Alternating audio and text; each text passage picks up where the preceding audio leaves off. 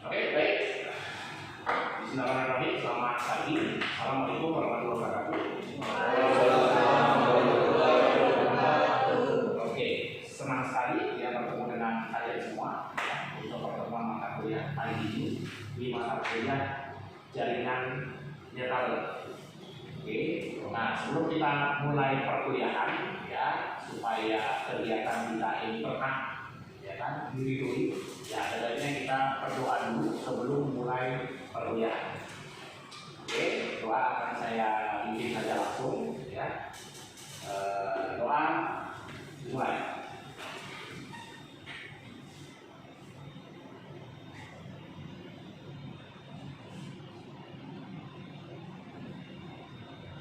Doa selesai.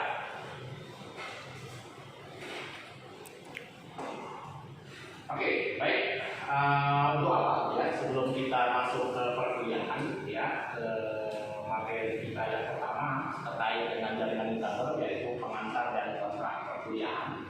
Ya, jadi nanti di sini ya saya akan menjelaskan terkait dengan apa-apa saja yang mau dipelajari di mata kuliah ini. Ya, harapan capaian pembelajaran atau goal dari pembelajaran, termasuk juga nanti bagaimana mekanisme perkuliahan di mata kuliah jaringan netral. Oke, sebelum kita mulai, ya saya akan mengabsensi dulu ya, sesuai dengan aturan administrasi perkuliahan kita. Ya, akan saya absensi satu-satu, saya panggil namanya, nanti cukup nanti menyampaikan hadir ya. Oke, baik. Yang pertama, Aditya Prasio. Yang kedua, Adil Ahmad. Andrean Akbar Permana.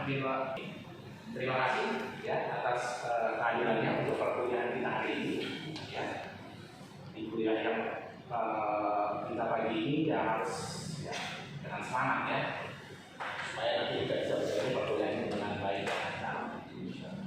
Oke, di pertemuan awal ya, di pertemuan pertama mata kuliah jaringan kabel ya, tentu mata kuliah awal sesuai dengan rencana pembelajaran program studi ya, saya akan menjelaskan pengantar mata kuliah dan kontrak perkuliahan ya. Kalau yang di bawah itu ya nama saya ya. Oke, sebelum kita mulai perkuliahan ya, untuk di awal karena ini pertemuan pertama ya, tentu saya harus menyampaikan ya, ini amanah dari yayasan ya, yang menjadi ciri khasnya kampus kita, Universitas Pembangunan Majaludi ya, Fakultas Sains dan Teknologi, khususnya prodi Sistem Komputer, bahwa yayasan kita itu memiliki konsep tamadun mandiri ya, dengan 7 nilai dasar yayasan ya. Jadi ke-7 nilai dasar yayasan ini menjadi pendamping lah, supaya kita itu dalam belajar ya, berinteraksi ya, atau nanti bersikap baik sesama teman ya, teman sekelas ya, atau teman seprodi atau teman sefakultas, atau juga sesama sivitas akademik, baik dengan dosen ya atau pegawai. Oke, sudah, kita masuk ke gambaran mata kuliah ya, mata kuliah yang mau kita bahas, yang mau kita pelajari selama 1 semester ya, sesuai dengan RPS yang sudah disusun ya, yang sudah disampaikan ke prodi ya. Ini gambaran deskripsi mata kuliah jaringan nirkabel ya. Jadi mata kuliah jaringan nirkabel ini akan memberikan pengetahuan lebih lanjut kepada mahasiswa tentang teknologi jaringan nirkabel ya. Kalau bahasa awal di situ ada pengetahuan lebih lanjut ya, artinya mata kuliah jaringan nirkabel ini adalah mata kuliah lanjutan ya. Tentunya kalian semua sudah mendapatkan mata kuliah awal ya, atau mata kuliah dasar yang berhubungan dengan ilmu jaringan ya, masih kan? Belajar ya mata kuliah dasar seputar jaringan komputer ya. Tentu kalian sudah dapat mata kuliah komunikasi data dan jaringan komputer. Jadi mata kuliah komunikasi data dan jaringan komputer itu adalah mata kuliah awal ya, saya bilang ya, mata kuliah awal atau bisa dibilang fondasi awal untuk sebagai dasar materi-materi mata kuliah jaringan komputer lainnya ya. Ketika kalian masuk atau mengambil mata kuliah jaringan nirkabel tentu nanti hal-hal mendasar itu sebagian besar itu sudah dijelaskan di mata kuliah komunikasi data dan jaringan komputer. Jadi ya, makanya ada bahasa lanjut di sini. Ngirim, masuk ke layer 7, ya, layer aplikasi, masuk ke layer presentasi, masuk ke layer sesi, dan seterusnya sampai ke layer fisikal. Ya, itu yang di dalam komunikasi data, mata kuliah komunikasi data itu yang kita namakan dengan enkapsulasi. Masih ingat ya? Enkapsulasi. Kemudian ketika data sudah dienkapsulasi, data itu akan berubah menjadi data stream, ya, dikirimkan ke penerima, ya, dari pengirim ke penerima, ya, masuk lagi ke layer 1 di penerima, dari fisikal tentu sampai ke application, ya, yang biasa kita namakan dengan dekapsulasi. Jadi kalau mengirim namanya enkapsulasi, menerima namanya dekapsulasi. Oke ya, itu gambaran sederhananya. Nanti kita bahas lagi ya di pertemuan-pertemuan berikutnya terkait dengan TCP/IP dan offset layer. Kemudian ada standarisasi jaringan, ya, khususnya jaringan nirkabel. Kemudian membahas radio. Ya, kenapa radio ini menjadi wajib di sini? Karena fokus nanti penyampaian data itu banyak melalui gelombang, ya, gelombang radio. Makanya kita akan bahas tentang radio. Kemudian antena. Kemudian yang berhubungan dengan broadband wireless access, ya.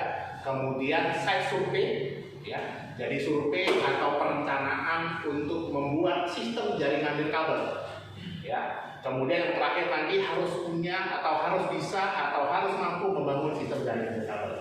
Jadi harapan dari mata kuliah ini nanti dari awal mata kuliah ini nanti ujungnya adalah kalian harus punya kemampuan merancang dan membangun jaringan nirkabel. Kalian harus mampu dan dapat mengkreasikan, ya. Jadi mengkreasikan ini dari atasnya implementasi, yaitu harapan ini. Jadi mengkreasikan itu sebagai apa? Sebagai ide-ide riset pada bidang teknologi jaringan. Ya, jadi ide riset misalnya nanti kalian mau melakukan penelitian, ya, atau nanti kebutuhan awal nanti sebelum nanti buat skripsi, ya, atau nanti penelitian kolaborasi antara dosen dengan mahasiswa. Jadi misalnya saya meneliti tentang jaringan. Ya, itu saja kalian bisa menjelaskan dari apa yang sudah kalian pelajari.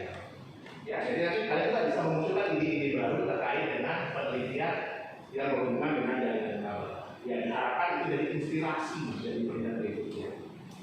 Ya, jadi ini belajar sekaligus kalian mampu mengembangkan diri, ya, atau mengaktualisasi diri ke dalam ide-ide baru, ya, atau riset yang seputar jaringan, khususnya jaringan kabel.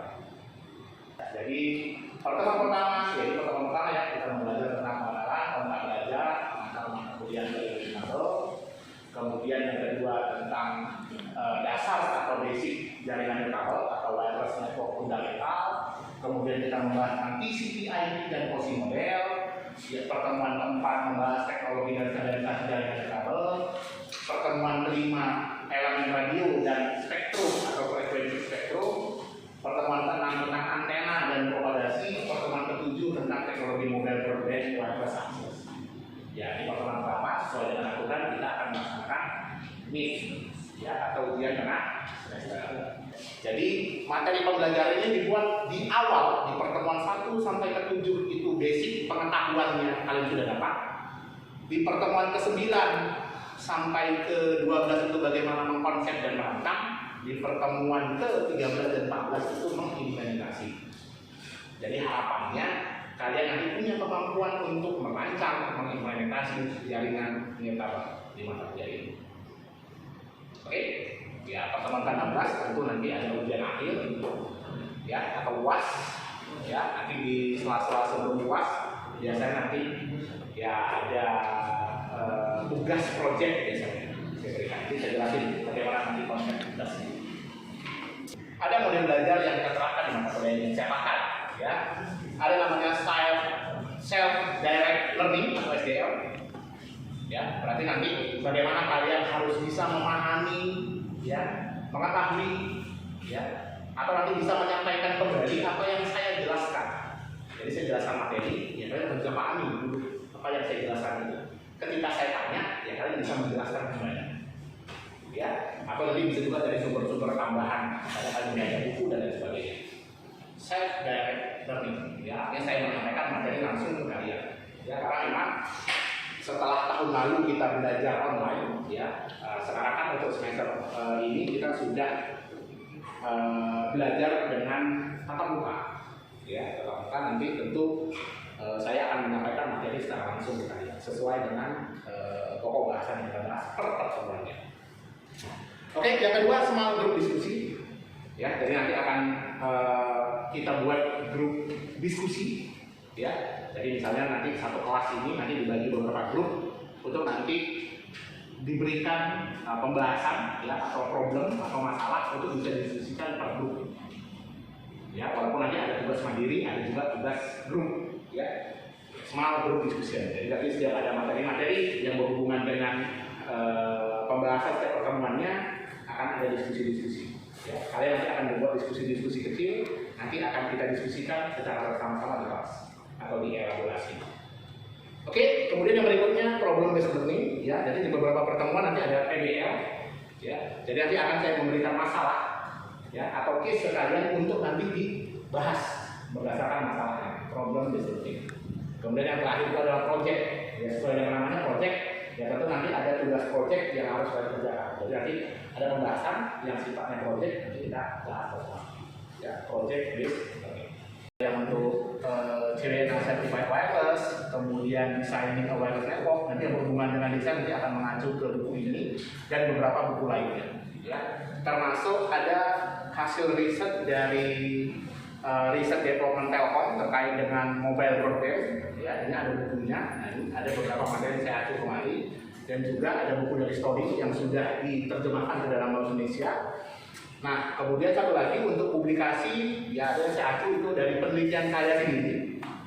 Ya, ini penelitiannya sudah diterbitkan di jurnal di UPH, ya, nanti bisa kalian akses sesuai dengan linknya. Nah, ini adalah hasil penelitian saya yang berhubungan dengan jaringan nirkabel, ya, khususnya terkait dengan mobile ad hoc network, ya. Jadi atau biasa disebut dengan jaringan magnet, ya. Jadi penelitian ini saya lakukan beberapa tahun yang lalu, ya, terkait dengan bagaimana kita membuat jaringan pada kondisi kritis, ya, yang dioptimasi dengan algoritma Empoloni, ya, nanti bisa kalian lihat. Jadi nanti beberapa materi itu saya rujuk ke penelitian itu. Oke, itu kira-kira terkait dengan referensi. Oke, itu akan disampaikan, ya, dari mulai pertemuan 1 sampai pertemuan ke-16 itu akan saya upload, ya, akan saya sampaikan di learningnya pada bunyinya, LC pada bunyi dan hasil ini. Jadi nanti setiap pertemuan atau sebelum pertemuan kalian bisa membaca dulu materi saya. Jadi ketika masuk perkuliahan kita nanti akan lebih banyak diskusi, ya. Jadi saya tidak terlalu membacakan lagi materi-materi yang saya jelasin. Kalian tinggal akses saja nanti di sini, ya, tinggal ambil di link ini, ya, di learningnya pada bunyi, ya. Jadi misalnya di depan pertemuan kedua, ya, jadi sebelum masuk, ya, kalian bisa download dulu materinya, bisa baca-baca dulu. Nanti ada hal-hal yang mungkin kurang paham, apa yang ditanyakan bisa ditanyakan di kelas. Jadi kita nanti akan lebih banyak diskusi daripada nanti saya menjelaskan. Jadi nanti fokus belajarnya itu nanti lebih ke kalian, ya, atau istilahnya student center learning, ya. Jadi kalian menjadi fokus pembelajaran, ya. Jadi nggak maunya saya aja, ya, tapi juga dari kalian. Apa yang ingin saya ketahui, apa yang kalian belum tahu bisa ditanyakan, diskusikan kelas ini. Oke, ya, jadi semua materi nanti akan saya sampaikan di learningnya macam ini. Oke, itu terkait dengan bahan ajar. Nah, mata kuliah tentu nggak lengkap kalau ada tugas. Biasanya kalau dibilang tugas mahasiswa ada mana gitu, kan tugas pak, gitu, ya. Tapi memang harus ada tugas, ya. Karena itu bagian dari komponen penilaian.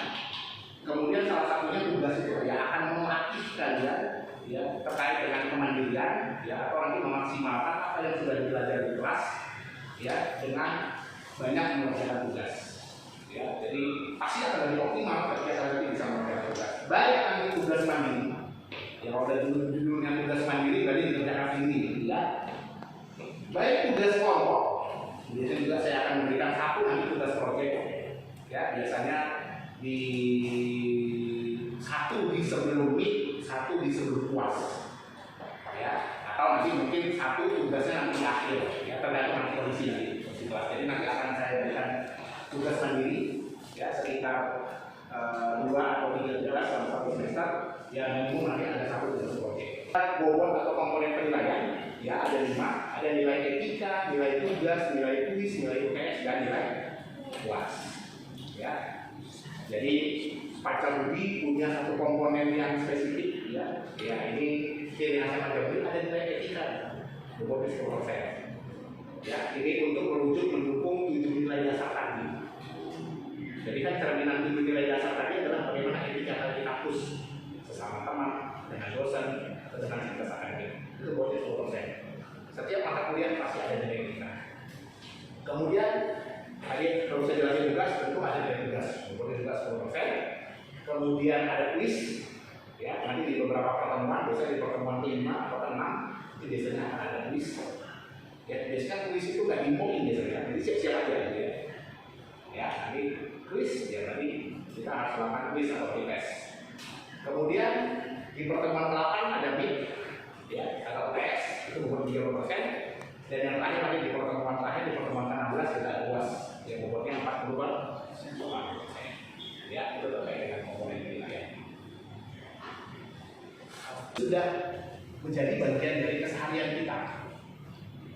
Oke, nah secara teori seperti apa? Nah, jaringan nirkabel atau wireless network kalau bahasa Inggris ya adalah bidang disiplin ilmu ya atau bagian dari bidang jaringan komputer yang berkaitan dengan komunikasi antar sistem komputer tanpa menggunakan kabel. Nirkabel, nir artinya tanpa kabel, ya itu sudah ya. Jadi tanpa kabel, nirkabel sama. Ya, cuma itu bahasanya antar sistem komputer. Ya, sebenarnya kan jaringan wireless itu kan nggak hanya komputer saja. Tadi saya bilang handphone, aplikasi, tablet, apa lagi? Bluetooth. Ya, Bluetooth, medianya. Artinya banyak perangkat yang punya fitur untuk bagaimana komunikasi secara nirkabel. Menunjukkan bahwa teknologinya itu terus berkembang. Ya, jadi artinya tidak spesifik hanya komputer. Ya, sama seperti konsep jaringan komputer. Yang menjadi klien komputer atau khususnya komputer itu kan nggak komputer saja. Di jaringan komputer kan bisa ada printer, server, handphone, PABX. Ya, pokoknya asal dia bisa terhubung ke dalam jaringan, makanya dia bagian dari jaringan. Cuman bedanya kalau yang awal yang sudah kalian pelajari itu dia kabel untuk proses terhubungnya, ya atau medianya, atau mediumnya. Nah kalau ini nanti gelombang. Ya, makanya kalau kita bisa melihat gelombang ini, ya mungkin ada data di ruangan ini. Tapi kita nggak lihat. Ya. Nah jenis jaringan yang kemudian dalam kategori jaringan kabel ini itu jaringan kawasan lokal nirkabel. Jadi sebenarnya mirip seperti jaringan dasar yang kita pelajari, ya. Berdasarkan coverage area, jaringan komputer itu dibagi jaringan lokal, coverage area LAN, lokal area network. Antara lebih besar dikit, MAN, metropolitan area network. Lebih besar lagi, WAN, wide area network, atau kita bilang dengan nama internet. Nah, bagaimana dengan jaringan nirkabel? Ya sama. Kalau LAN, wireless LAN. Ya. Dia lokal juga, hanya di seputaran lingkup coverage area yang kecil, satu ruangan misalnya, atau satu kawasan, ya namanya wireless LAN. Ada kata beli, ya makanya nanti perangkat-perangkat terhubung juga menyesuaikan. Oke, jadi ini gambaran terkait dengan arsitektur dasar jaringan wireless, ya atau simple wireless network arsitektur. Oke, sampai sini ada yang mau ditanya? Saya Pak. Ya, silakan. Jaringan wireless network ini kan atau nirkabel memiliki banyak kelebihan dan mempermudah kita. Oke. Nah, saya ingin bertanya apa kelemahannya Pak atau kekurangan dari jaringan nirkabel? Oke, bagus pertanyaannya ya.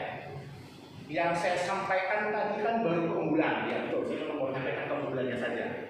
Kok nggak seimbang? Masa keunggulan semua Pak? Nggak ada kekurangannya. Ya, jadi kalau keunggulannya jaringan nirkabel, sebenarnya di slide berikutnya nanti ada penjelasannya. Tapi nggak apa-apa saya jelasin aja kalau ditanya. Ya, jadi kalau keunggulannya itu coverage area yang luas. Kalau wireless itu kan tidak ada batas, karena dia gelombang, bisa tembus sana tembus sini, asal ada transmitternya. ya kan? Jadi jauh kalau kita tarik kabel kan repot, boleh 100 meter. Jadi kelebihan jaringan wireless itu cakupannya bisa luas, ya, jangkauannya bisa luas, gitu ya. Nah, pertanyaannya dari teman kita tadi, apa kelemahannya? Ya, kelemahan utama dari jaringan wireless itu adalah sifat gelombangnya. Dia sangat mudah terkena gangguan atau interferensi. Nah, jadi kalau misalnya kita sudah terkoneksi dengan jaringan kabel, tiba-tiba misalnya ada hambatan, misalnya cuaca buruk, ya, itu akan mengganggu konektivitas jaringan. Ya, dia sangat mudah terkena interferensi. Rasanya tidak. Misalnya sedang komunikasi jaringan wireless, tiba-tiba ada hambatan. Ya, jadi kalau misalnya misalnya di sini ada jaringan wireless ya, ada akses point, kita komunikasi dengan akses point, itu pasti lancar. Kenapa? Karena kita tidak ada sumber. Coba kita sumbernya di sini, kita keluar kelas ini, jaringan gimana? Paling tidak kita berusaha titik. Makanya jaringan wireless itu makin jauh, maka strength atau kekuatan sinyalnya maka akan makin lemah. Makin dekat, maka akan makin kuat. Sudah. Pada proses transmisi data, ketika ada interferensi, misalnya ada batasan, misalnya tembok, pohon, ya, cuaca, angin dan sebagainya, itu akan mengganggu gelombang. Ya, jadi kelemahannya, ya simpelnya sangat mudah terkena gangguan, ya, atau interferensi. Ya, apakah nanti media yang menghambatnya atau nanti bisa juga cuaca. Oke, nanti di slide berikutnya ada penjelasan. Ya, jadi itu kelemahan dari wireless. Ya, jadi kalau kita tutup aja ini, misalnya sinyalnya kita batas sebagai apa, ini bisa terganggu, bisa putus. Ya kan? Sama seperti kalau kayak kita remote TV lah. Ya, misalnya kita punya remote TV, kan ada tuh misalnya sensor penangkap sinyal ya, yang warna hitam biasanya. Coba kamu tutup, kamu pencet remote, nggak nyampe kan? Padahal dekat. Nah itu dia, gelombangnya bisa digini. Ya, yang mudah terkena interferensi. Ya baik sengaja atau tidak sengaja. Kan kadang-kadang kalau misalnya jaringannya jauh, ya, cuaca itu sedikit akan terganggu. Ya. Oke, bagus pertanyaannya. Ada lagi? Ya, kalau LAN itu kan kayak wifi ya. Contoh LAN, kalau kan network itu kan sebenarnya wifi. LAN apa? LAN sama wifi. Maksudnya ini LAN sama WAN sama wanita berbeda ya, Pak? Oh, LAN, MAN sama WAN. Ya, ada jalannya. Ya. LAN, MAN, WAN itu adalah sebuah konsep. Ya, saya bilang konsep ya, konsep bagaimana jaringan komputer itu dibangun. Ya, dibangun. Kalau secara teori biasanya berdasarkan coverage area. Jadi kalau LAN, nah itu kan lokal area network, berarti dia skopnya kecil. Ya, coverage itu jangkauan. Jadi kalau lokal dia jangkauannya kecil, misalnya antar ruangan. Jadi kalau misalnya di sini ada 10 komputer, itu LAN. Sudah, dibuat lagi komputer di ruangan sebelah, masih di dalam satu segmen yang sama, itu masuk LAN. Tapi kalau nanti sudah segmennya beda, ya mungkin udah besar dia, udah nggak LAN lagi, ya bisa nanti masuk ke metropolitan area network atau jaringan wilayah. Makanya nanti perangkatnya juga beda. Kalau kita buat LAN, mungkin komputer, kabel, switch, cukup. Atau perangkat tambahan lah, boleh ada printer dan lain sebagainya. Tapi kalau udah keluar dia, jaringan sudah berbeda, itu apa? Perangkat tambahannya. Pernah dengar router? Iya, kayak router. Karena router nanti yang menerjemahkan bahasa antar jaringan yang satu dengan jaringan yang lain. Routing namanya. Dan itu biasanya udah masuk ke wide area network. Jadi kalau misalnya Panjabudi ada yang di kampus 1 mau dihubungkan dengan Panjabudi yang di Ayahanda, ya di kampus 3. Kan udah agak jauh ya, udah hampir berapa kilo? Sekitar 3 kiloan. Ya, kalau kamu buat LAN kamu paksain, bisa nggak? Bisa nggak bisa. Ya, udah paksa masuk ke WAN. Router di sini dihubungkan dengan router yang ada di sana. Ya, cuma harus ada konfigurasi bagaimana jaringan itu dengan jaringan sana. Bahasa saya tadi segmen jaringannya sudah beda. Ya, segmen di jaringan kampus 1 dengan di kampus di 3. Makanya perangkatnya juga bertambah. Ya, ini router. Makanya tadi jaringan komputer dasarnya ada end device yang paling ujung. Ya, jadi koordinat end device itu yang menerima informasi, ya, pengirim atau penerima. Yang menerjemahkan komunikasinya ini yang di tengah-tengah. Bisa switch, bisa hub, router satu lagi. Kalau nanti jaringannya sudah masuk ke jaringan segmen yang beda atau jaringan luas. Termasuk nanti dia yang menerjemahkan bahasa itu nanti dari modem atau ke internet. Ya, jadi secara prinsip ya, atau berdasarkan preferensi saya, jaringan komputer itu, ya kalau kamu baca buku jaringan itu ada 3. LAN, Local Area Network, ada MAN, Metropolitan Area Network, dan ada WAN, Wide Area Network. Itu dia. Bisa dipahami? Ya. Jadi kesimpulannya, ya di pertemuan awal ini kalian memahami apa deskripsi awal mata kuliah jaringan kabel ini, ya, apa yang mau dicapai di mata kuliah ini, bagaimana mekanisme belajar mata kuliah ini, ya, termasuk tugas, ya tugas mandiri, tugas proyek, ya, dan diskusi-diskusi, ya, terkait dengan pembahasan yang nanti mungkin akan lebih banyak kalian sebagai sumber materi, ya. Sumber materi. Makanya tadi saya bilang materi-materi mata kuliah ini saya upload ke e-learningnya Antoni dari kampus supaya nanti bisa kalian akses. Jadi setiap pertemuan atau sebelum pertemuan dimulai kalian sudah mendapatkan materi, ya, supaya nanti kita akan lebih banyak diskusi, ya. Jadi sehingga SCL itu, ya, atau student center learning itu bisa tercapai. Jadi nggak hanya sumbernya dari saya maksudnya, tapi juga dari kalian. Dari apa yang sudah kalian baca, apa yang kalian ketahui, atau apa yang kalian alami. Kita diskusikan supaya materinya itu juga bisa berkembang. Oke, itu kira-kira, ya, kesimpulan dari pertemuan kita hari ini.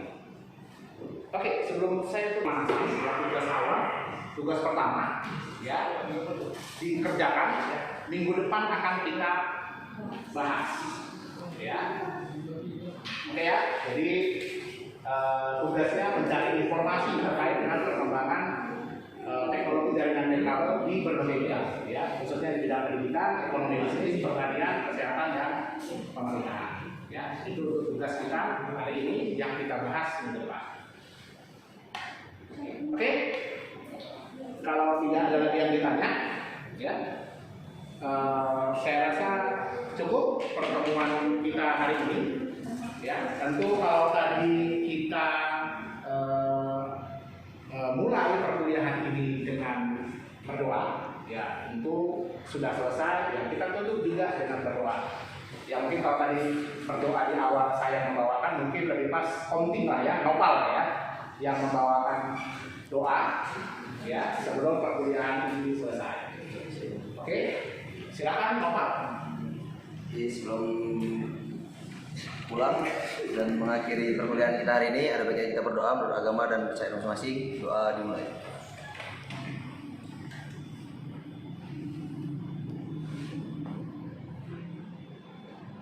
Selesai. Sebelum pulang, untuk yang beragama Islam ada baiknya kita mengucapkan lafaz hamdalah. Oke, terima kasih Nopal. Oke, jadi saya rasa demikian saja pertemuan kita hari ini, ya, karena sudah selesai, ya, materinya sesuai dengan jam belajarnya, ya, atau beban SKS di mata kuliah ini. Ya, terima kasih atas perhatiannya. Mudah-mudahan apa yang kita bahas hari ini bermanfaat buat kita semua.